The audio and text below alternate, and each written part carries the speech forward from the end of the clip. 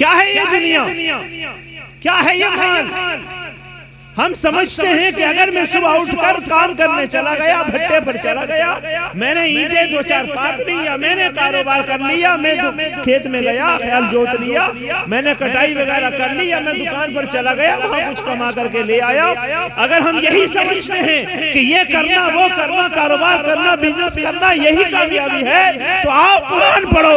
अल्लाह कुरान में इरशाद फरमाता है, ए बंदे दुनिया के पीछे मत जा, दुनिया के माल के पीछे अपने आप को बर्बाद मत कर। वमल हयात दुनिया इल्ला मताउल गुरूर, दुनिया का सामान सिर्फ धोखे का सामान है, इससे अलावा कुछ नहीं है, सिर्फ धोखे का सामान है बस। कुरान कहता है दुनिया धोखे का सामान है, और बंदा कहता बगैर दुनिया के मेरा गुजारा नहीं है। कामयाबी किसमें है फिर? अगर दुनिया धोखे का सामान है तो फिर कामयाबी किसमें है? सुनना चाहते हो? कौन कामयाब नहीं होना चाहता? हर आदमी कामयाब होना चाहता है। फिर कामयाबी किसमें? उलमा तशरीफ फरमाए, दो कुरान पाक की बल्कि 3 आयत और उनका तर्जुमा मैंने आपके सामने पेश कर दिया। चौथी आयत पेश कर दो। अल्लाह इरशाद फरमाता है, मन युतिइल्लाह व रसूलहू, जिसने अल्लाह की बात को मान लिया, जिसने रसूलुल्लाह की फरमाबरदारी कर ली, यानी जिसने कुरान की बात पर अमल कर लिया, जिसने हदीस पर, सुन्नत रसूल पर अमल कर लिया। बात समझ में आ रही है आपको? आ रही है? सुभान अल्लाह। कामयाबी चाहते हैं ना, बच्चा है कामयाबी चाहता है, जवान है कामयाबी चाहता है, बूढ़ा है कामयाबी चाहता है, मैं भी कामयाबी चाहता हूँ, अहले स्टेज भी कामयाबी चाहते हैं, हम सब कामयाबी चाहते हैं। तो कुरान से पूछे ना, कुरान कामयाबी क्या है? कामयाबी मेरी नजर में ये है कि जो बंदा दुनिया में रहे इज्जत के साथ रहे। मेरी नजर में कामयाबी ये है कि जब मरे तो ईमान की मौत मरे। मेरी नजर में कामयाबी ये है कि जब कब्र में जाए तो उजाला हो जाए। मेरी नजर में कामयाबी ये है जब बंदा हशर के मैदान में पहुंचे तो अजाब में मुब्तला न किया जाए, एक लम्हे भर में वो हशर का मैदान का सारा सफर तय हो जाए। मेरी नजर में कामयाबी ये है कि जब आका शफाअत का दरवाजा खोले तो हमें साथ लेकर के जाए। अरे मेरी नजर में कामयाबी ये है कि जब आका सल्लल्लाहु अलैहि वसल्लम जन्नत में जाने का ऐलान फरमाए तो हमें भी साथ लेकर के जन्नत में जाए। कामयाबी तो ये है। और हम रहे दूसरे रास्ते की तरफ। कुरान से पूछे कुरान कामयाबी क्या है, तो कुरान भी यही बात इरशाद फरमाता है। ये बात मैं अपनी तरफ से नहीं कह रहा, ये बात कुरान की ही बात है जिससे मैंने अपने अल्फाज में बयान किया। अल्लाह इरशाद फरमाता है, मन युतिइल्लाह व रसूलहू, जो अल्लाह की इताअत करे, जो रसूलुल्लाह की फरमाबरदारी करे, युदखिलहु जन्नातिन तजरी मिन तहतिहा अल-अनहार, उसे उस जन्नत में दाखिल किया जाएगा जिसके नीचे नहरें बहती हैं। सुभान अल्लाह। नारे तकबीर, नारे रिसालत, उलमाए अहले सुन्नत, सैयद नज़ीर मीरा साहब किबला, नारे जन्नत में दाखिल किया जाएगा। और कैसी जन्नत? नीचे नहरें बहती हैं। अब कब तक रखा जाएगा? अल्लाह इरशाद फरमाता, खालिदीन फीहा अबादा, हमेशा हमेशा जन्नत में रखा जाएगा। किसको रखा जाएगा जन्नत में हमेशा हमेशा? जरा बोल के बताओ। जो अल्लाह की बात को माने, जो रसूलुल्लाह की बात को माने। बोले सब लोग। किसकी बात को माने? सोने से काम नहीं चलेगा। मैं आपको सुनाने नहीं आया हूँ, मैं आपको जगाने आया हूँ। ये जगाना सिर्फ नींद से जगाना नहीं है। जिंदगी में जितनी आपने गफलत के पर्दे ओढ़ रखे हैं इन्हें हटाओ और जागो और समझो इस बात को कि अगर कामयाबी चाहिए तो अल्लाह की और रसूलुल्लाह की बात पर अमल करना होगा। कामयाबी क्या मिलेगी? दुनिया में माल मिले ना मिले ये कोई कामयाबी की जमानत नहीं होती है। दुनिया में घर हो ना हो कोई कामयाबी नहीं है। कामयाबी वही है जिसका ईमान सलामत हो। ईमान सलामत है तो बंदा कामयाब है। कैसी कामयाबी? फरमाया जन्नत में दाखिल किया जाएगा और हमेशा हमेशा उसमें रखा जाएगा। कुरान तू बता दे कि जन्नत में रहना कामयाबी है, कि जन्नत में जाना कामयाबी है? तो कुरान कहता है ज़ालिकल फौजुल कबीर, यही बड़ी कामयाबी है। बड़ी कामयाबी यही है कि तुम जन्नत में पहुंच जाओ। जन्नत में पहुंचने के लिए ना तुम्हारा खेत में ले जाएगा, ना तुम्हारी दुकान ले जाएगी, ना तुम्हारा कारोबार ले जाएगा, ना शादियों पे डीजे बजाना ले जाएगा, ना बच्चे की विलादत पर गलत रसूमात करना तुम्हें जन्नत में ले जाएगा। ये चीजें ले जा नहीं सकती ये चीजें ले जा सकती हैं तो दोज़ख के रास्ते की तरफ ले जा सकती हैं। जन्नत में यही रास्ता जाएगा कि जब तुम्हारे घर शादी का मामला आए, निकाह की महफिल हो, उस वक्त में भी जिक्र खुदा हो, जिक्र रसूल हो। जब तुम्हारे घर पर बच्चे की विलादत हो, उस वक्त भी जिक्र खुदा हो, उस वक्त भी जिक्र रसूल हो। जब तुम्हारे यहाँ कोई खुशी का मौका आए तो खुदा को पहले याद किया जाए। जब तुम्हारे यहाँ कोई गम की घड़ी आए, जब भी खुदा को पहले याद किया जाए। बात समझ में आ रही है आपको? सही में आ रही है या नहीं आ रही? तो सुभान अल्लाह बोल दो। सुभान अल्लाह। बस ये कि यही एक बात रह गई। आप सर हिला लो, जी जी कर लो, हूँ कर लो, हाँ हाँ कर लो, कोई नेकी नहीं मिलेगी। मिलेगा कुछ? सुभान अल्लाह बोलोगे, बाज़ रिवायत के मुताबिक 90, बाज़ के मुताबिक 70, कुछ तो मिलेगा। और से बोले, और जोर से बोल रहे। आप भी थोड़ी बहुत आवाज बिठा लो। कहीं तो कोई तो पूछे क्या हुआ, बड़े जिक्र खुदा करते आवाज बैठ गई। अरे कोई तो बहाना बना लो। ये थोड़ी कहोगे कि वो नाचरिया में फलां की शादी में और टांग टूट गई, और फलां के वलीमे में जो वो ढोलकियां बज रही वहां नाचते नाचते नाली में गिर गया, कमर टूट गई। तो वो चीजें तो तुम्हें याद रहेंगी। तो जो सुनेगा वो लानत ही भेजेगा, किसने कहा था। और अगर जिक्र खुदा करते करते आवाज बैठ गई तो हर एक कहेगा यार मुबारक हो तुझे, तूने किस शौक के साथ जिक्र खुदा किया है। जान भी खर्च कर दी, आवाज भी खर्च कर दी है तूने। और जोर से बोले। कुछ बातें और ऐसे ही ताकि आपको समझ में आ जाए। इंग्लिश में कहते हैं लाइफ चेंजिंग प्रोसेस, जिंदगी बदलने की प्रक्रिया है। जिंदगी बदलो अपनी, ये मत रखो अपना मामला कि मैं कल ऐसे था आज भी ऐसे हूँ, मैं कल बेनमाजी था आज भी बेनमाजी हूँ, कल मेरे साथ टोपी नहीं थी आज भी नहीं है। कल में दुनिया के मामलात में हमारे यहाँ अल्लाह माफ फरमाए 7-7 दिन 6-6 दिन तक नापाक ही रहते हैं। 6-6 दिन तक ही। अगर हफ्ते को नापाक हो गया तो फिर चल रहा इतवार भी, पीर भी, मंगल भी, बुध भी, फिर जुम्मेरात भी, फिर जुम्मा आ गया नमाज पढ़ने चलो, नहा लो पहले में। और अगर मलकुल मौत मंगल को आ गए तो क्या उनकी मंगल में छुट्टी रहती है क्या?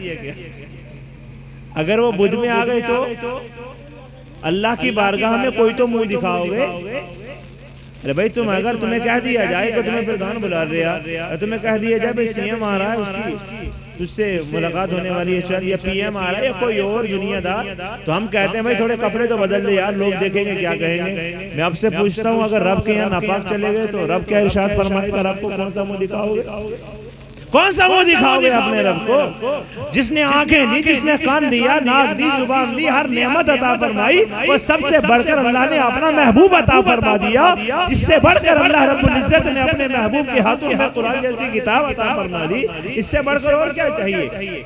जब सब कुछ अल्लाह ने हमें अता फरमाया तो क्या हम पाक रह करके अल्लाह को याद नहीं कर सकते?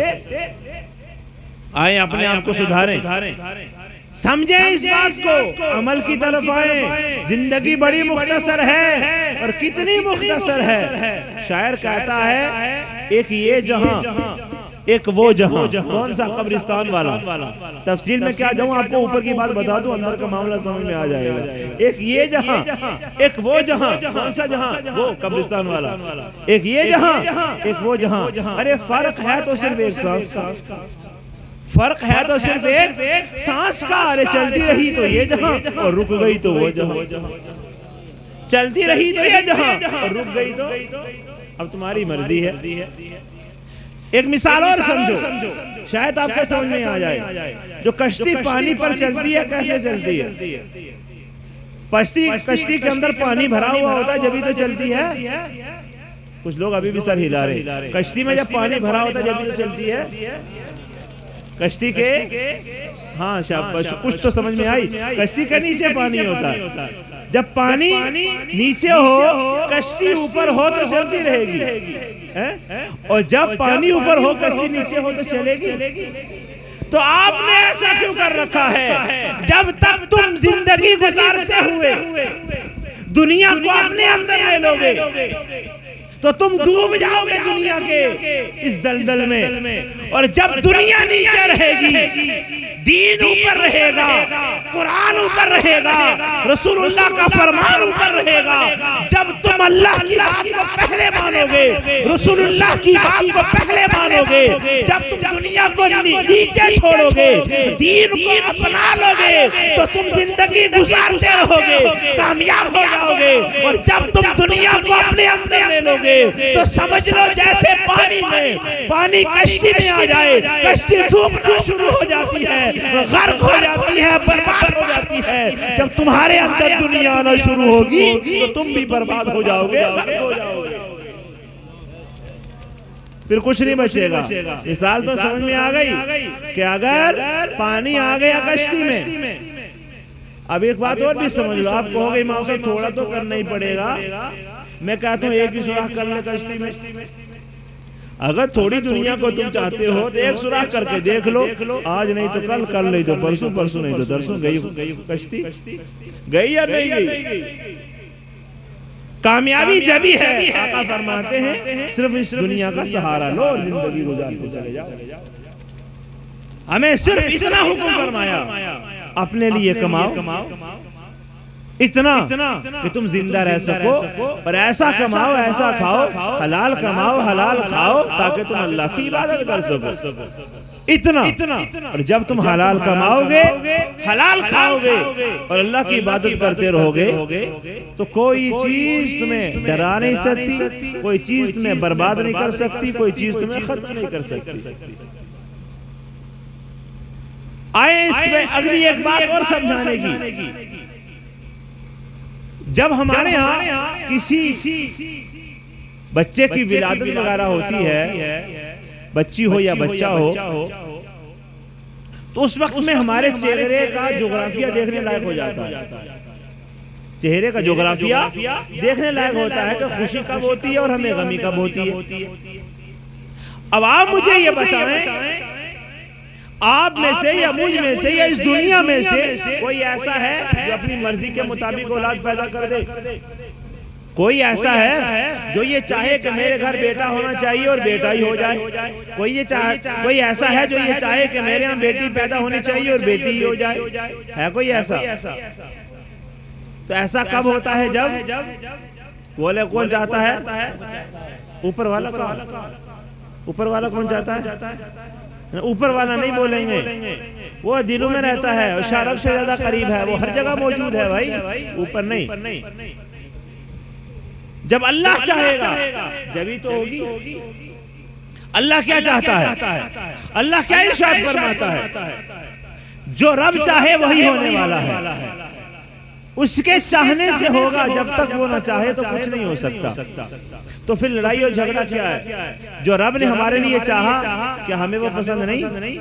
जो चीज अल्लाह ने हमारे लिए हमारे मुकद्दर में लिख दी, क्या हमें वो पसंद नहीं? क्या हम उससे भी बढ़कर कुछ चाहते हैं? क्या हम अल्लाह से अपने लिए ज्यादा बेहतर जानने वाले हैं? हमसे ज्यादा बेहतर हमारा मालिक हमारे बारे में जानता है। क्या चीज हमारे लिए फायदेमंद है मेरा रब जानता है, और क्या चीज हमारे लिए नुकसानदेह हमारा रब जानता है। बादशाह कौन है? बोले सब लोग अल्लाह। बादशाह कौन है? अल्लाह है। अल्लाह इरशाद फरमाता है, लिल्लाहि मुल्कुस समावाति वल अर्द। जमीन और आसमान की जो बादशाहत है वो अल्लाह के हाथ में है। जमीन और आसमान का बादशाह कौन है? अल्लाह है। रब इरशाद फरमाता है, मैं यहाँ पर खास तौर से अपनी माँ बहनों की तवज्जो चाहूंगा, ये इस चीज का काफी शिकार हो जाती है।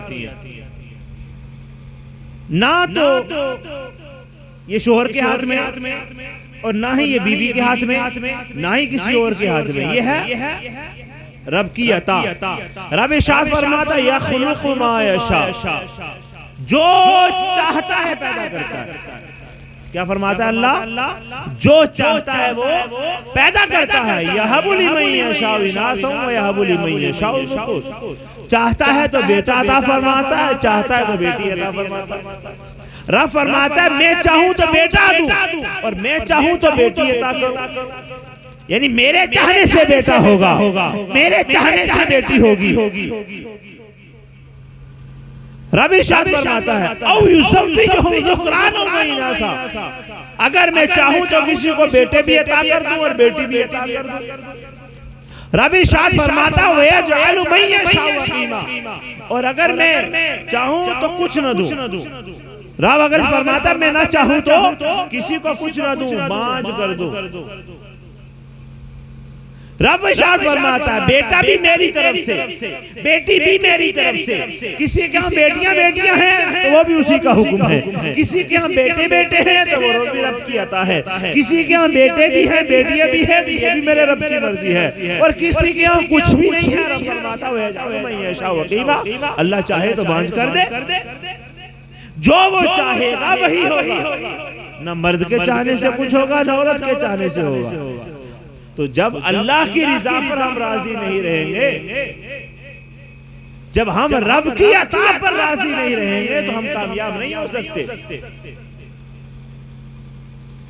जब रब की रिजा पर राजी होना शुरू हो जाएंगे हम लोग, जब अल्लाह का शुक्रिया अदा करना शुरू कर लेंगे हम लोग। रब कुरान में इरशाद फरमाता है बंदे तू मेरा शुक्रगुजार बंदा बन जा, तू मेरा शुक्रिया किया कर। कैसा शुक्रिया? अल्लाह इरशाद फरमाता है लइन शकरतुम लाज़िदन्नकुम, तू मेरा शुक्र अदा करेगा मैं तुम्हें और अता फरमाऊंगा। अगर तुम्हें औलाद और चाहिए, अगर तुम्हें बरकत और चाहिए, अगर तुम्हें उरूज और तरक्की और चाहिए, एक काम कर लो, अल्लाह का शुक्रिया अदा करना शुरू करो।